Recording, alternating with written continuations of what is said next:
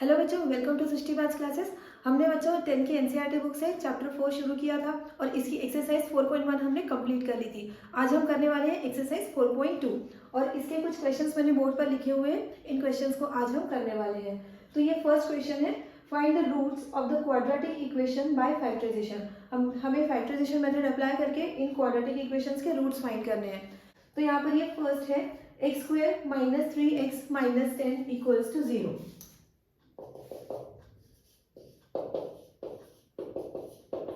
अब यहाँ पर बच्चों मिडिल टर्म को हमें इस तरह से स्प्लिट करना होता है टू नंबर्स में जिनका प्रोडक्ट ये कांस्टेंट टर्म है उसके इक्वल आ जाए। क्योंकि यहाँ पर एक्स स्क्वायर का कोएफिशिएंट 1 है, इसलिए इसे हम इग्नोर करेंगे और सिर्फ कांस्टेंट टर्म लिखेंगे। तो इसके लिए मेथड ये होता है कि जो भी कांस्टेंट टर्म है उसके हम प्राइम फैक्टर्स फाइंड कर लेंगे। तो 10 के प्राइम फैक्टर्स मिलेंगे 2 and 5। 10 equals to 2 into 5। और अब हमको दो नंबर्स यहाँ पर दिखाई दे रहे हैं 2 and 5 जिनका प्रोडक्ट तो 10 आ रहा है लेकिन प्रोडक्ट हमें -10 चाहिए। तो किसी एक नंबर पे हमें माइनस साइन अप्लाई करना पड़ेगा। तो अब ये देखेंगे कि किस पे माइनस साइन अप्लाई करें ताकि इन दो फैक्टर्स का सम हमें -3 के इक्वल मिल जाए।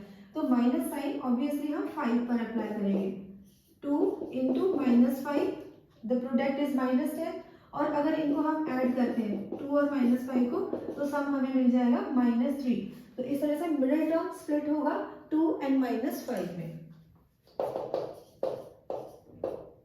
X square minus 5x plus 2x minus 10 equals to 0। अब हम फर्स्ट टू टर्म्स में से x कॉमन लेंगे तो ब्रैकेट में आएगा x minus 5। Last two terms में 2 कॉमन दिख रहा है। 2 कॉमन लेने के बाद यहाँ भी x माइनस 5 बचेगा क्योंकि 10 के फैक्टर्स होते हैं 2 and 5। 2 एज ए फैक्टर बाहर निकला है तो अंदर बचेगा 5। अब हम यहाँ से यहाँ तक अगर देखते हैं तो x माइनस 5 कॉमन फैक्टर दिखाई दे रहा है तो इसे भी हम बाहर ले लेंगे। x माइनस 5 कॉमन फैक्टर ले लेंगे तो ब्रैकेट में बचेगा x प्लस 2। और अब इन दोनों फैक्टर्स को 0 से इक्वेट करेंगे। Taking x minus 5 equals to 0 we get x equals to 5 and taking x plus 2 equals to 0 we get x equals to -2। तो इस तरह से इस क्वाड्रेटिक इक्वेशन के टू रूट्स मिल रहे हैं 5 and -2। तो ये फर्स्ट क्वेश्चन हमारा हो गया। अब हम सॉल्व करेंगे second question, 2x square plus x minus 6 equals to 0।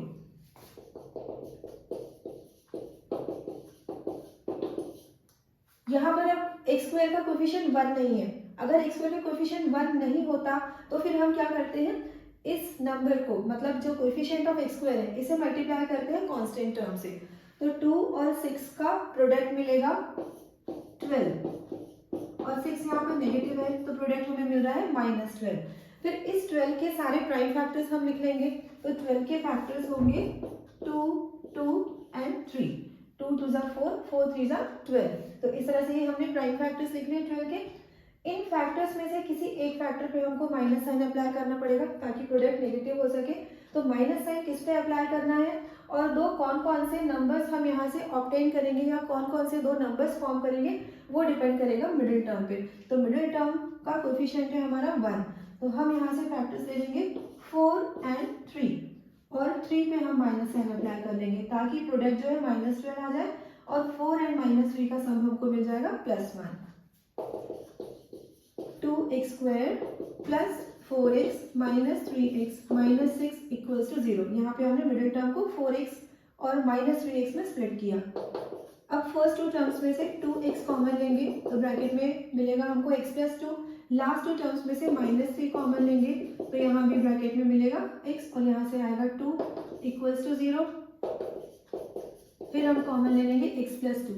x plus 2 common लेने के बाद ब्रैकेट में बचता है 2x माइनस 3 इक्वल्स टू 0। अब एक एक फैक्टर को हम 0 से इक्वेट करेंगे। Taking x plus 2 equals to 0, we get x equals to -2 and 2x minus 3 equals to 0, we get 2x equals to 3 implies x equals to 3 upon 2। ये हमें 2 roots मिल गए -2 and 3/2। अब आ जाते हैं हम थर्ड क्वेश्चन में, √2x square plus 7x plus 5√2 equals to 0।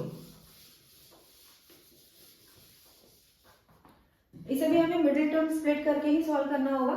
तो first और लास्ट टर्म्स का प्रोडक्ट लेते हैं। फर्स्ट और लास्ट टर्म्स का प्रोडक्ट लेने का मतलब ये है कि जो क्वाड्रेटिक टर्म होता है वहां पर जो कोएफिशिएंट दिखेगा, coefficient of x square and the constant term, इन दोनों का हमें प्रोडक्ट लेना होता है और उस प्रोडक्ट के प्राइम फैक्टर्स हम देखते हैं और उन प्राइम फैक्टर से हम ऐसे दो नंबर्स ऑब्टेन करते हैं जिससे हमें मिडिल टर्म जो भी दिखाई दे रहा है, मिडिल टर्म जो भी होगा वो मिल जाए। तो यहाँ पर है 7।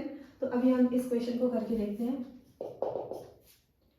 √2x² + 7x + 5√2 = 0। तो फर्स्ट और लास्ट नंबर्स का प्रोडक्ट हमें मिलेगा √2 × 5√2 = √2 × √2, ये इन दोनों का प्रोडक्ट मिल जाएगा हमें 2। देन 2 5 10 हमें प्रोडक्ट मिला है और फैक्टर्स भी यहीं पर दिखाई दे रहे हैं 2 और 5। तो यहाँ पर साफ साफ समझ में आ रहा है कि जो मिडिल टर्म है इसे हमें 2 और 5 में स्प्लिट करना है।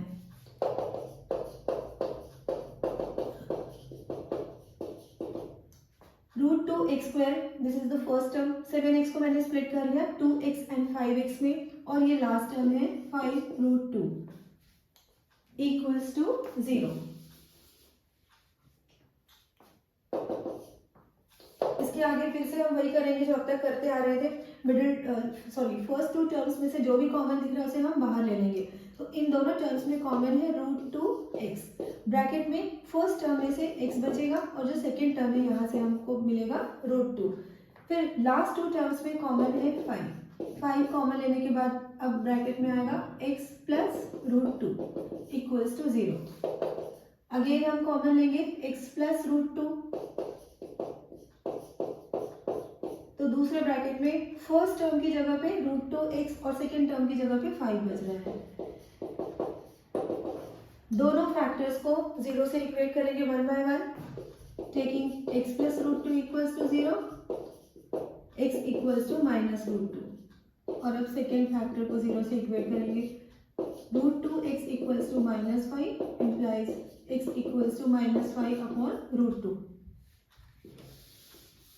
और आपने 9th में ये पढ़ा होगा कि अगर डिनोमिनेटर इरेशनल हो तो हमें उसको रैशनलाइज कर लेना चाहिए।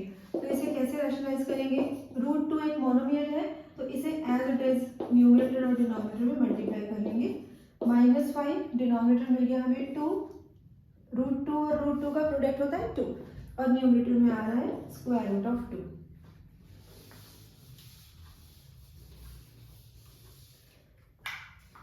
अब करते हैं फोर्थ क्वेश्चन। 2x² - x + 1/8 = 0। यहाँ पर आप देख रहे हैं बच्चों जो कांस्टेंट टर्म है वो रैशनल फॉर्म में है। रैशनल फॉर्म में क्वेश्चन सॉल्व करना थोड़ा सा डिफिकल्ट होता है। अगर सारे के सारे कोएफिशिएंट्स और कांस्टेंट इंटीजर्स हो तो वहाँ पर क्वेश्चन ज़्यादा इजी हो जाता है। तो इसको हम पहले इजियर फॉर्म में कन्वर्ट करेंगे। डिनोमिनेटर में अगर 8 दिखाई दे रहा है तो हम पूरे इक्वेशन में 8 मल्टीप्लाई कर लेंगे, तो ये रैशनल फॉर्म यहाँ से हट जाएगा। फर्स्ट टर्म में 8 मल्टीप्लाई करेंगे, 8 × 16x², सेकेंड टर्म -8x, यहाँ पर जब 8 मल्टीप्लाई करेंगे 8 कैंसिल +1 = 0। अब ये जो फर्स्ट टर्म है इसे हम लिखेंगे 4x²। मिडिल टर्म को हम लिख सकते हैं -2 × 4x × 1, और ये जो लास्ट टर्म है इसे भी हमने 1² लिख लिया। यहाँ पर मैंने मिडिल टर्म को स्प्लिट नहीं किया है, बल्कि जो फर्स्ट और लास्ट टर्म्स थे ये परफेक्ट स्क्वायर दिखाई दे रहे थे, तो मैंने इसे लिख लिया है 4x² और इसे लिखा है 1²। और मिडिल टर्म हमको साफ साफ दिखाई दे रहा था कि ये मिडिल टर्म जो है फर्स्ट और लास्ट टर्म्स के प्रोडक्ट के डबल के इक्वल है, 2 × 4x × 1। तो ये पूरी एक आइडेंटिटी का फॉर्म दिखाई दे रहा है। कौन सी है ये identity? a² - 2ab + b² = a - b the whole square। तो ये हो जाएगा 4x - 1 होल स्क्वायर। अब यहाँ पर ये जो फैक्टर्स मिल रहे हैं हमको 4x - 1 × 4x - 1, स्क्वायर का मतलब है कि ये फैक्टर रिपीट होकर आ रहा है, तो दोनों फैक्टर्स को हमें 0 से इक्वेट करना होगा। हालांकि हमें सेम ही रूट्स मिलेंगे, 4x - 1 × 4x - 1 = 0। फर्स्ट फैक्टर को 0 से इक्वेट करेंगे तो x की वैल्यू मिलेगी हमें 1/4। पहले -1 राइट में ट्रांसपोज होगा, फिर 4 क्रॉस मल्टीप्लिकेशन से नीचे आ जाएगा। और इसी तरह से सेकेंड फैक्टर को भी जब 0 से इक्वेट करेंगे तो जो सेकेंड रूट है वो भी सेम ही मिल रहा है। इन्हें कहते हैं टू इक्वल रूट्स, 1/4 1/4, ये टू इक्वल रूट्स आ रहे हैं। तो ये हमने फर्स्ट के 4 क्वेश्चंस कर लिए। अब लास्ट क्वेश्चन करेंगे। यहाँ भी आइडेंटिटी अप्लाई होती हुई दिखाई दे रही है हमें। फर्स्ट टर्म है 100x², तो इसे हम लिख सकते हैं 10x²।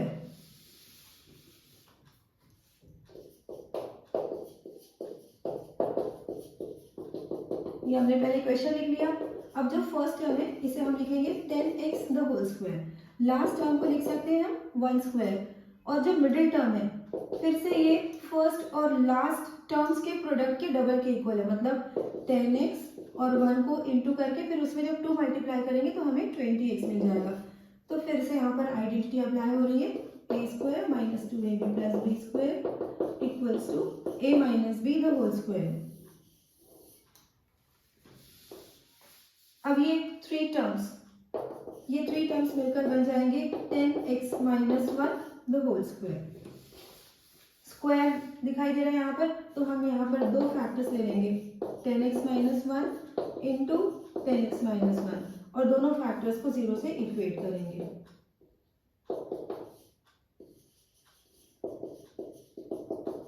तो यहाँ पर x की वैल्यू हमें मिलेगी 1/10 और यहाँ से भी x की वैल्यू मिल जाएगी 1/10।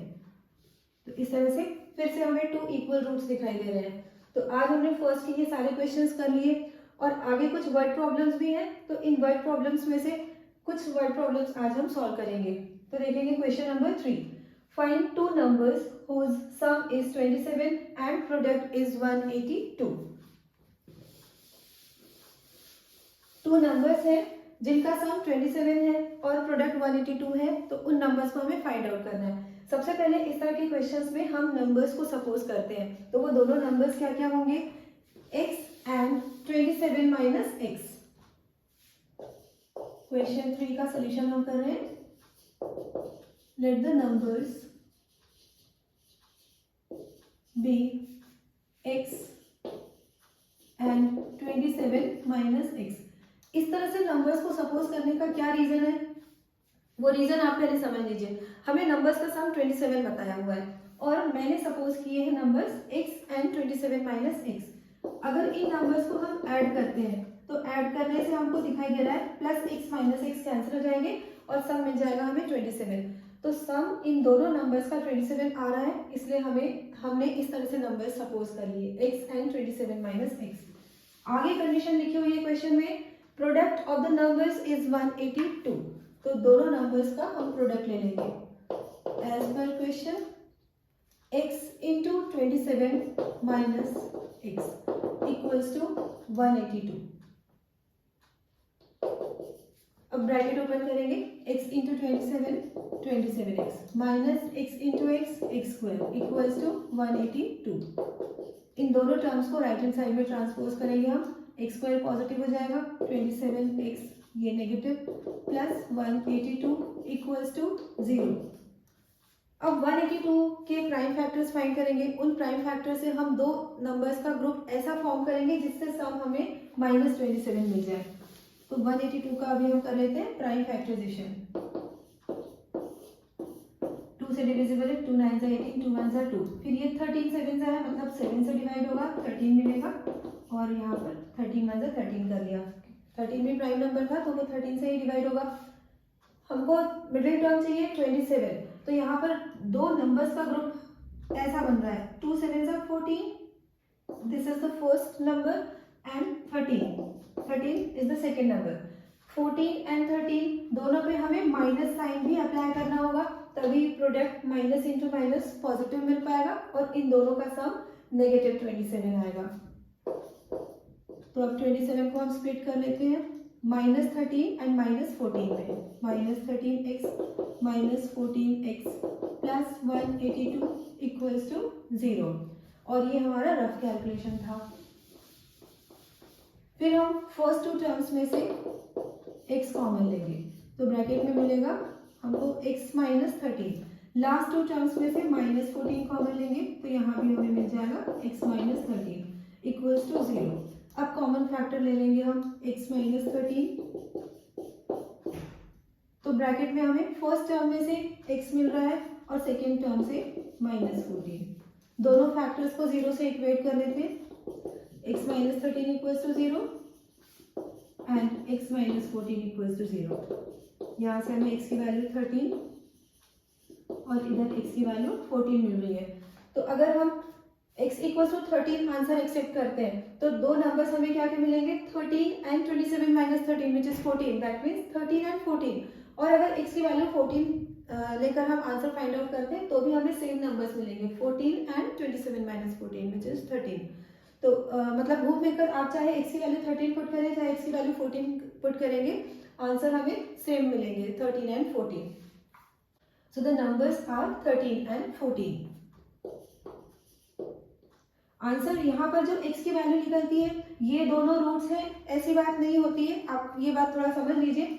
जो हम स्टार्टिंग में एज्यूम करते हैं, स्टेटमेंट जो हम सपोज करते हैं वहां से हमें फाइनल आंसर मिलते हैं। तो इससे भी हमें 2 नंबर्स मिलेंगे, x इक्वल्स टू 13 लेकर और x इक्वल्स टू 14 लेकर भी 2 नंबर्स मिलेंगे।